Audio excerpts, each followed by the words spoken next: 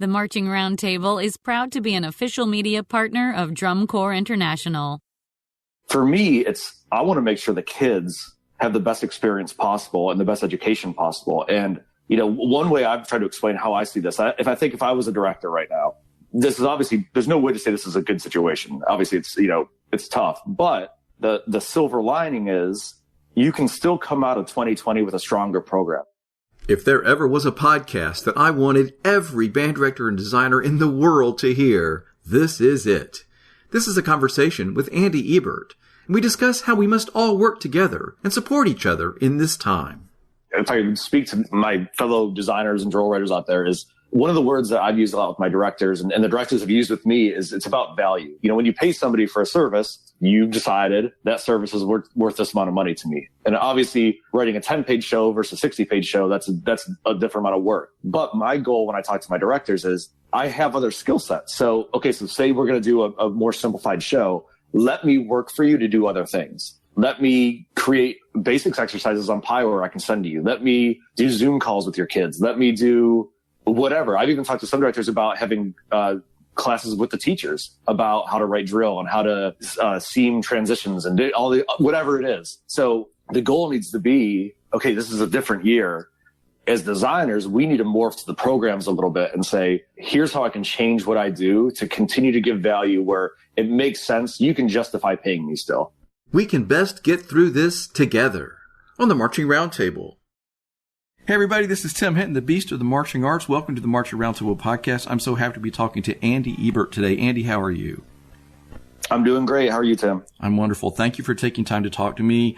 This happens occasionally. You posted something on Facebook that was exactly the conversation I keep having with everybody, and I keep wanting everybody to put things in this context, and I just loved what you wrote. So thank you for agreeing to talk with me about that. Yeah, absolutely. My pleasure. Okay, so what I'm going to do with your permission is I'm going to start by reading the post you posted.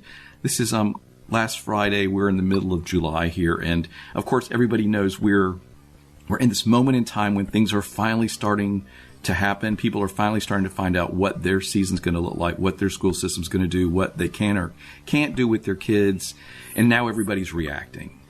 And so that's the conversation I wanted to have, is how we're all reacting. The name of this podcast that I am calling today is We Can Best Get Through This Together. That's my message. Here's what Andy wrote last week. He said, I'm so thankful for all my clients that are working with me to come up with fun and creative ways for me to continue to be a part of their programs, artistically, educationally, and financially. I hope to prove to them all that I am an, quote, essential worker when it comes to being a part of their programs. This is going to be a weird fall, but with every challenge comes an opportunity to find new ways of doing things, more efficient forms of education, and we might even surprise ourselves by coming out of 2020 with new strengths that we never expected. Andy, I can't tell you, this is the conversation I keep having with every client and with all kinds of people over and over and over. It's an opportunity, but also we need to stick together. We don't need to abandon our teams, our designers, our staff. There are creative ways that we can keep our families together and support each other. And so tell me what you were thinking when you wrote that. Well, honestly, it's a conversation I've been having, like a lot of us have since March when all this started. Like, what's this going to be? And, I remember I was talking to my wife about it back in March. We're like, man, this is going to be a long 3 weeks. And it's like, well, this wasn't 3 weeks. This is going to be a year, Yeah. So but we started having those conversations. And honestly, this happened. I had talked to, and I won't name any specific names, but a couple of my directors within a few days. And we had been having these conversations all along, but they actually came to me very positively with, hey, we've been talking about it. This is what we want to do. We're going to make sure you still get paid. All this, it felt so good in that moment that I was like, no, it's kind of the first time I felt positive about this whole situation in that way specifically in months. So I actually took a break from Facebook for about a month. I was off. I just needed to, clear things out. So I got back on. That happened. I was like, I just need to say something about that because it's so important, and I've been on the other side. I've been a educator that relied on designers when I was younger. And you always say that we want you to be invested. We want to be a part of our team. We want you to feel like you're one of us. And now it's kind of flipped a little bit where the design side is saying we need to be a part of your team still. we need to be a part of this. And to have those directors come back to you and say, yeah, we want that. What can we do? What can we find for you to do? Is it video stuff over the winter? Is it Zoom calls with the kids? I did last month, I did a Zoom call with the whole Marcus marching band about writing drill. And that's something those kids would never have gotten normally, because that's not what they're focused on, but they have the time now. And it was really fun and really cool for them, and it was fun for me just to be able to see students again, Yeah, so I think that finding ways to still have a program and be a part of it is what this is all about, Yeah, I've been doing this whole webinar series, the DCI Summer of Learning, talking to all the different people from the Corps, and over and over and over again, they say that same story. Like, okay, wow, look at what these opportunities we're giving the students they never would have had because we're having to be creative and figure this out. For me, the thing is, if I'm a director and all of a sudden, okay, now I'm a Friday night football band, or wow, I've only got 4 minutes at pregame. You know what I mean? Or like whatever. But still, okay, sure, you're going to back up. Maybe you're going to shelve your show that you've been working on, save it for next year. Many of my clients are doing that. I completely understand that. But the point is, I'm still here. I'm still part of your team, and I want to be involved. Why not make that football band show the best football band show of all time? You know what I mean? Like, sure, maybe we need to save money because we're all freaked out, but that doesn't mean that we can't involve our designers. Well, and what I've said too, all along, and I truly, truly, truly believe this.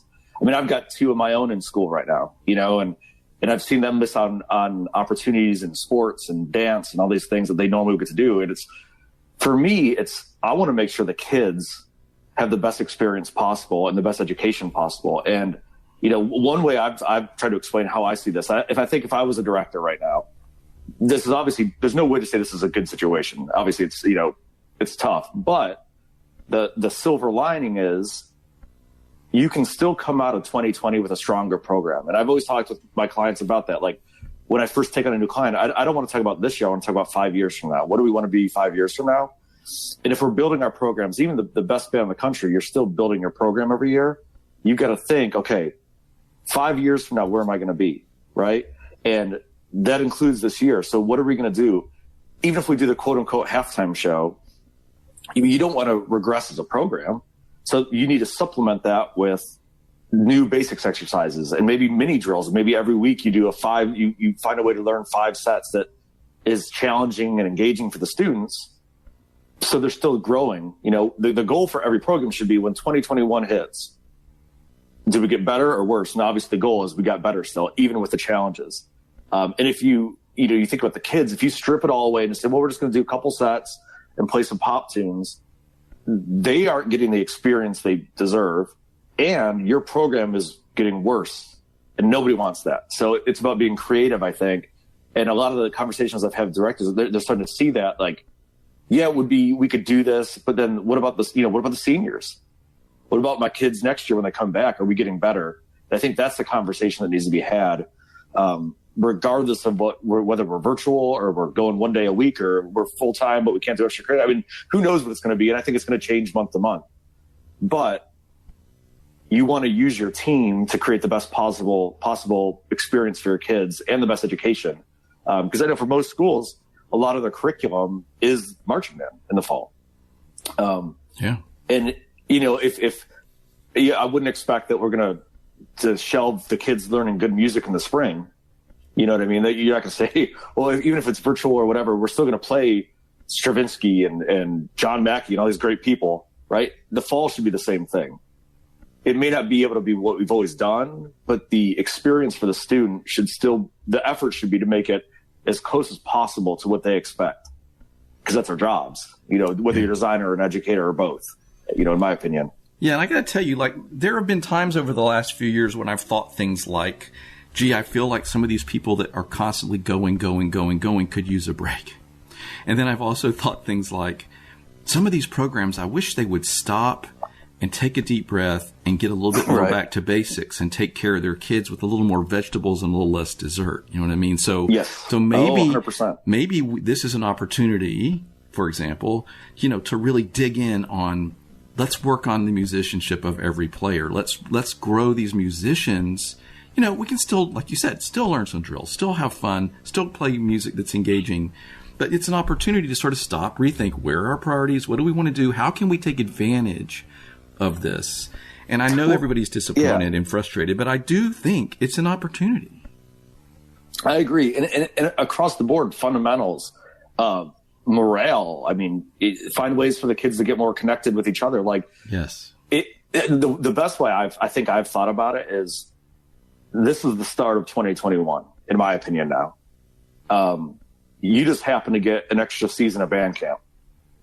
And if you had to build, so if I was a director right now and I said, okay, this one time in my life, I'm going to have a year of band camp, what would I do to get my kids to be at the highest level in 2021? And there's part of me as an educator that almost gets excited about it. Like, wow, like this will probably hopefully never happen again.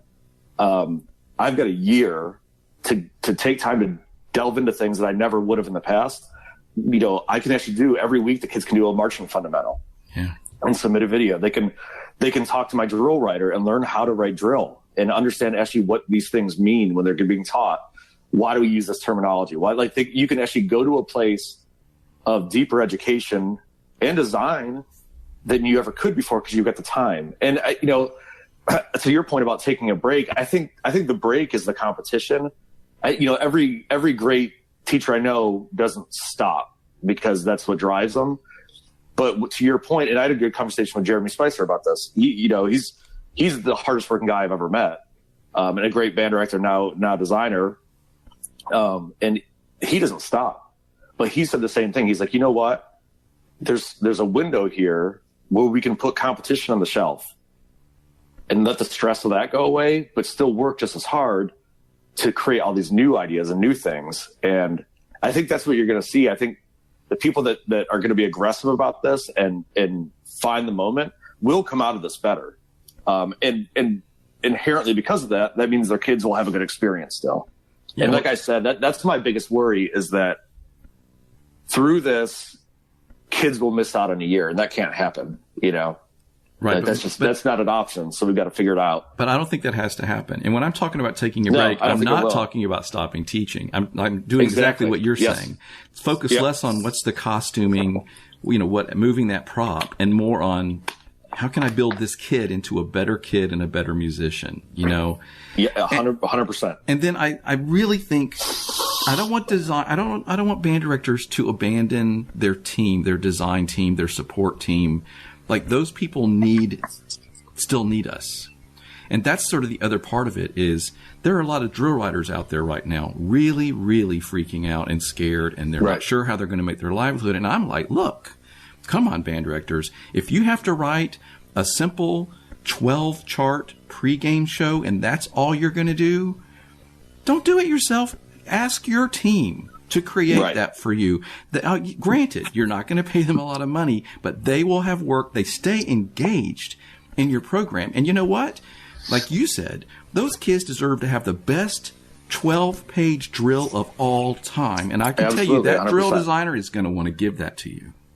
Well, and on top of that too, and this, if I speak to my fellow designers and drill writers out there, is one of the words that I've used a lot with my directors and the directors have used with me is it's about value. When you pay somebody for a service, you've decided that service is worth this amount of money to me. And obviously writing a 10-page show versus a 60-page show, that's a different amount of work.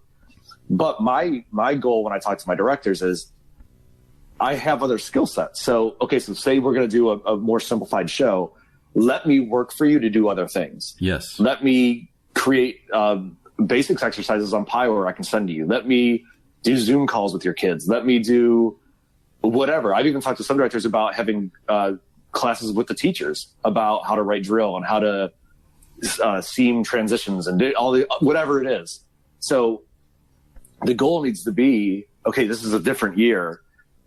We need to, as designers, morph to the programs a little bit and say, here's how I can change what I do to continue to give value where it makes sense. You can justify paying me still. And I think that approach is very important because it's business. You know what I mean? At the end of the day, we do a business and we can't expect people to give us charity. So we've got to say, okay, we're a team. Let's keep working together, but I'll shift for the year and find any way I can. I joked with one director. I said, one of my local schools, I said, I will drive to your school and I will mow your practice field. I will do anything right. to keep providing value for you. So you are justified to keep me employed with you. And I think that's the way to think about it. And, and for directors, no director doesn't want to pay their designers, obviously, but they have to be able to justify it. Right. And this is my main point today that's why I say we can best come through this together, because I think we need to support each other. So band directors, you need to continue to support these designers who are sweating over your work and caring so much for your program. And you know what, Andy, I love that you said that, because I had the same conversation. I said to one of my clients just the other day, okay, you know what? If I don't get to write your whole drill, I still need to be paid. This is how I'm expecting to make my livelihood. And I said, you know what? I'll write you a concert tune for your Christmas concert or your holiday concert. Right. I said, you know what? I can create, small ensemble pieces. If you end up having 10 kids at a time, tell me what those 10 instruments are, and I'll write pieces for them to play. You know what I mean? Like, I have skills. I want to stay involved. Like you said, I can give you value. Right. I could write drill for 10 kids, and they could have a great time learning that in the band room. Right. And every class can do it. And that's the thing is, it's not going to be normal this year. Obviously, we've arrived at that. But how close can we get it to normal has to be the goal. It can't be, oh, let's just press pause. Like I said, I've got my own 2 kids, and it's been so hard on them to not be able to do their activities. My daughter got her dance costume the week after everything got shut down, and she couldn't do a recital in it, it's brutal. So what we're going to do is we're going to do a little photo shoot with her in the dance costume. We did cyber things. We're trying any way we can to make them feel as normal as possible. And I think that's across the board what we need to do. And it's hard. And in society now, you get on Facebook, everything's so polarized. It's this or that. And we have to be smart. Obviously, listen to the doctors, listen to the scientists. Within that, though, for the students, we've got to push it. It's not talking about going back to school or not. I'm not talking about that. But as far as the experiences we can give them, whether that's virtual or whatever, we have to resist the urge to be like, oh, we'll just pause for a year, because they need it. Whatever that looks like to them, they need these experiences. Because, for that senior, that's it.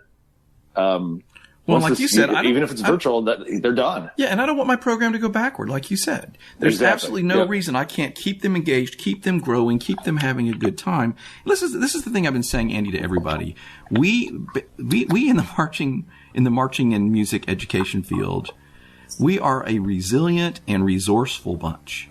And I mean, come on, we have all made shows work with no budget and kids that could barely play. And we've done it because we're educators and we care about those students and we want them to have a great experience in every situation. Okay, so here we are, everybody. We're in this weird situation. But what you're saying that I love is those kids can still have come out of this with a great experience. They can still grow as young people, as musicians, as marchers. We have the ability to make this work, and don't try to do it by yourself. Rely on that same team. Those same parents want something to do. Those same designers need to do something to get paid, and they want to stay involved with your program. Like, it's a time for us to rally around each other and support each other and not back off and shut down. Absolutely. It's just like, I mean, outside of what we do, like, I've got my little grocery I go to and my local butcher and all my stores that I go to normally, and I've doubled down since I started. Right. I'm going to make sure that because those are the people that I rely on for what I do in my normal life. And it's the same thing with this. We have a commitment to each other in the community. Yeah, we do. It's a relationship. And I put a post up actually before that other one, like on July 1st. I don't know, but I guess I felt like I wanted to say some things. So I put this one up, and I listed a couple things that, to me, what the marching arts is about. And I said, it's to give kids an education, an opportunity to bond with others, a vehicle to learn discipline, a fun way to create music, a space to be active, and something to be excited about. To me, that's always been why we do this. And every single one of those things we can still do regardless of whether we're 100% virtual, we're half and half, or back in, whatever it is. We can still do all those things, but it's going to take, to use the old phrase, it's going to take a village. Yeah.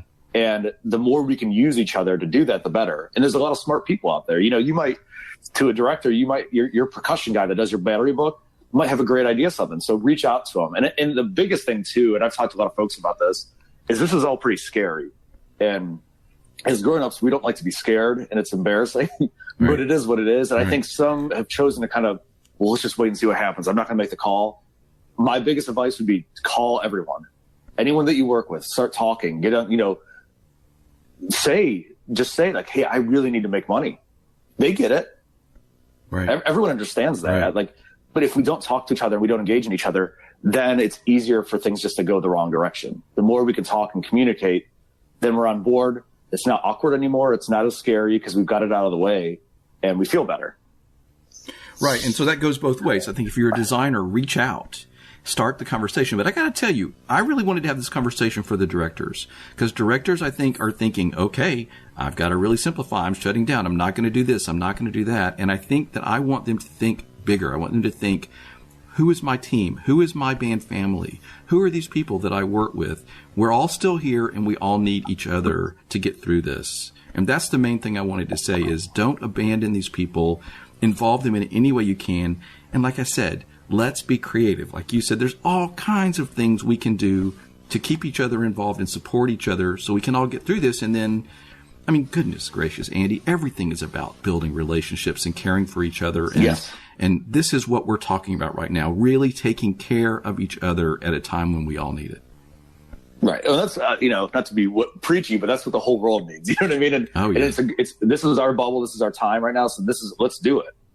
Yeah, we can each do it in our own little tiny way. And this could have a profound impact on your drill rider's life. You need to check out and see if they're okay and assure them you're not going to abandon them. This is the time, everybody. Yeah, no, absolutely. And, and my wife's an elementary music teacher, obviously different than what we do, but it's music.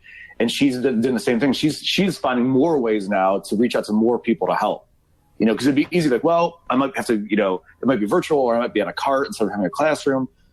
But the way she's approaching is, no, I'm going to expand my bubble and find new ways to do stuff and bring in more resources because this is what I need it the most. When we get most uncomfortable is when we need the most help.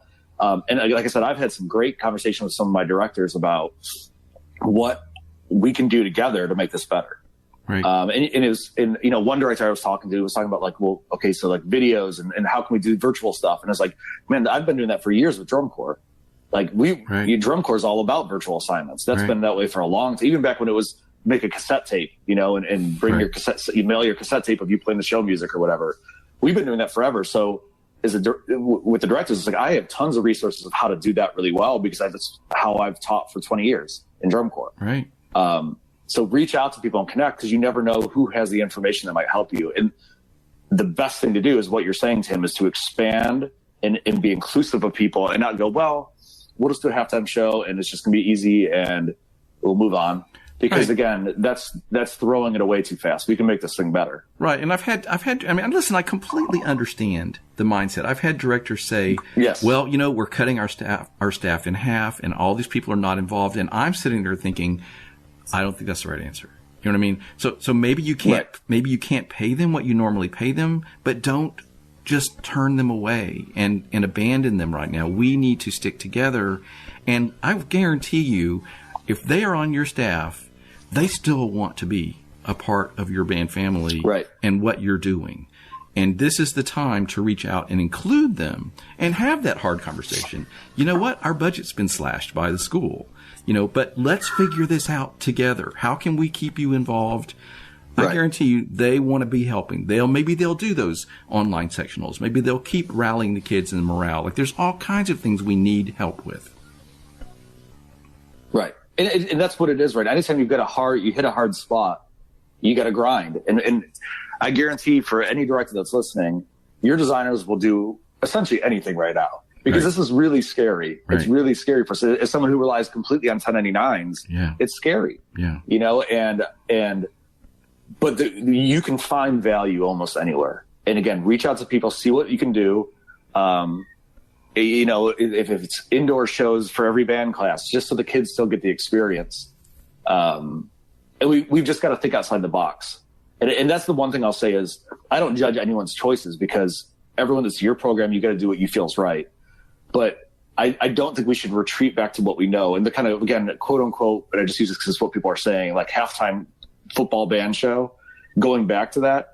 It's not, we don't have to just go forwards or backwards. We can go left or right. And we might need to do that if there's football games or whatever, but it doesn't need to be this or that. It could be, well, let's do this, but then we're going to have little indoor shows and we're going to do this because it's a very unique year. and we've got to think outside the spectrum that we're used to.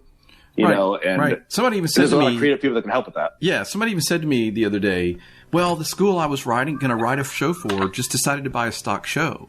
And what I said to them was, okay, well, if that director is smart, they will still use your expertise to help them fix that stock show. There are going to need to be cuts. There are going to need to be rewrites. Let's make it the greatest adaptation of a stock show ever seen on a football field. And I need my expertise of my design staff for that. So, like I said, don't abandon people, but include them. And on top of that, too, you're going to want to supplement that. And I've talked to that. Like, so say you want to do a little 4-minute show, 3-minute show that has 10 sets. Okay. If I was a director, I would want to take that and do that. But then I would want to have a design team at the ready. So any week I could say, you know what? We've got time. Send me a little 30-second drill. Right. I'm going to take the kids out. We can wear masks if we need to. Right. I want to give me 30 seconds of a really cool drill move. Let's go and learn it. And then you know what? School shuts down for a week. And then 3 weeks later, we open. Hey, send me another one. To me, I would want to have a design team at the ready for this whole year, honestly. Right. That at any given point, if I need a material, hey, I need 45 seconds of a little drum thing. Right. Okay, and then I can send you a small check for that work, and that means the world to that designer. Hey, here's another. Keep the design teams on. Here's another way to look at it. I'm going to do 10 sets, so my kids are going to be doing a lot of standing around. Oh, you know what? This is my opportunity to work on movement while standing still. Exactly. You know, okay, so we're going to stand in this chart for 32 chart. This is our chance. To everybody at home, you're going to learn this thing on video, and you're going to send in and let's learn how to move. Like, this is something that band directors always are saying they're freaked out about. Here's our opportunity, people. And they never have time to do it. Here it is. Here it is. That's the one positive with this whole crazy world right now. I know. We've got time. But again, there's using the moment to work on something that your program needs to work on, you know, and if they need better playing, then you know what? Use your staff that's normally out there teaching drill. I guarantee you they'll each sign on. They'll give a private lesson to every student every week. You know what I mean? Like, there's tons of these are musicians on our staff. They're not just drill cleaners. They're not just guard techs. These are people with lots of skills, as you said. So this is my main message. Engage your staff. Be creative about ways to continue to include them. We need each other and our creativity and our resourcefulness and our resilience and our grit. We are gritty people in this marching arts activity. We need each other to make this work. And I got to tell you, Andy, if I was a band director right now, that would be my whole thing is, okay, I'm going to have the best 10-chart marching band halftime fun pop show I've ever created. Right. Why not? Why not? Yeah. Well, and then I can teach my kids tons and tons and tons of things while we learn. And some of my most, you know, when I say competitive, I would say is advanced in where they are in competition. But some of my most competitive programs have already said to me, Andy, we're going to pay you everything, no matter what. All we ask is that you stay part of the program and you do whatever we need you to do for us. It's like, yeah, well, obviously. And we don't know what that's going to be yet. And I feel like too many directors feel like they need to just make a decision. And I know you need to as far as scheduling and knowing that you're not going to be going to this or that or whatever. But you don't need to make you need to make a decision to engage your design team, because 2 months, 4 months, 6 months from now, we don't know what anything's going to be. So you want to have these people on the ready to do whatever you need to do to give your kids a great experience. What we can't do is give our kids less material this year. It's just going to be different material. Or of less quality. And that's or of less quality. It's just got to be different. And that's the message. And I've been lucky. I try to build great relationships with my directors because they're friends of mine. But fortunately, I've had a lot of them already say, Andy, we're paying you no matter what, full. You're getting it, no matter what that means. We just need to work together to make sure that you are able to give the kids everything you can. And right. Obviously I'm in. You know, I'm going to do that. No, of course. And I got to tell you, now is the time for us to rally around and support each other and make this work. I mean, I feel like I could talk about this passionately for the next 5 hours, but I don't want this conversation to go on and on. But Andy, I think we've made our point. Yeah, I think so. But I want everybody listen. People ask me all the time, how do I build a team that's going to help me take my band where I want it to go? And what we always talk about, I've done webinars and podcasts on this, getting those designers invested. Here's the time to show those designers that you now trust and you have on your team that you are still invested in them and you are going to stand by them and you want them to stand by you. This is the time to prove that, how really important they are. Don't just abandon them, but include them in whatever way you can. Like you said, Andy, we all have tons of ways to share value with these programs in ways that we maybe never have, nobody ever thought of. Right. But, I mean, how hard is it to convince a band booster? Every kid's going to get a private lesson twice a week because we're engaging our team in this new way. Holy crap. My kids are going to be playing like monsters by the spring. You know what I mean? Like, who wouldn't want to be creative and figure this out? So everybody, let's do this together. Yeah. And I'll say one thing, too, is from the drill side, too. Like, for the directors, think about, like, you could have a seminar with your kids and your drill on how to audition for drum corps. Sure. How to learn this. There's so many things that you can get out of this. We just got to think outside the box. And like I said, everybody's wanting to try to figure out how to teach this new movement world we're in. This is the time, and your staff can do it. You know, maybe that private lesson is a movement private lesson, or maybe it's a clarinets get together and let's learn some choreography and let's get comfortable moving while we're standing. Like, gosh, people, it's an and ask your opportunity. designers, too, about their background. You know, a lot of the people I write for, I used to be primarily a teacher. I was the caption at Crown and worked with Jim Moore and all the choreography there. And that was a great experience for me. But some people might think, oh, Andy's the drill writer. But I taught movement for a long time. Yeah. So your designers and your team might also have those experiences that maybe you don't know about. Like, oh, I didn't know you did that. Well, let's spend a month of curriculum learning how to do that. Perfect. So this is the message, band directors. Get on the phone, talk to your staff. What can you do? What are your experiences? What are you interested in trying to do? How can we keep you involved? You're important to us.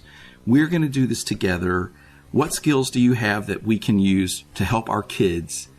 You know, and I guess the final thing, Andy, you mentioned this before. A lot of the drum corps are really, really smart people, and they are really thinking that they're doing an entire year of preparing for 2021. They're talking about things like, our kids are going to know each other and be friends and be engaged.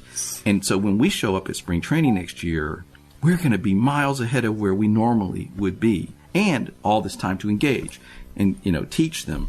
And like, it's a great opportunity. And like you said, let's build toward 2021. And then, gosh, everybody's band is going to be just amazing next fall. And that's what I want to see. Yes. So everybody listening, you can make your band go up 10 miles during this time. It's not a time to hibernate. It's a time to get creative and resilient. Andy, I loved your message. Thank you for taking time to talk to me about this. Yeah, I enjoyed it. Thank you. If you liked the message of this podcast, please share it with every director, instructor, designer, technician, band parent, administrator, and all others who are part of our communities and marching arts families. We'd also welcome your support here at the Marching Roundtable. Become a member and get access to every podcast release and help us keep providing this great information. Go to marchingroundtable.com and click on Podcast Membership. This is your host, Tim Hinton, the Beast of the Marching Arts. I often work with designers and directors to help them when planning their shows or even just working with their ensembles and planning their year. Contact me about consultations where I can share my years of expertise with you. A few good ideas could make a huge difference. Save time by getting some feedback on your ideas. Contact me and find my marching arrangements at timhinton.com.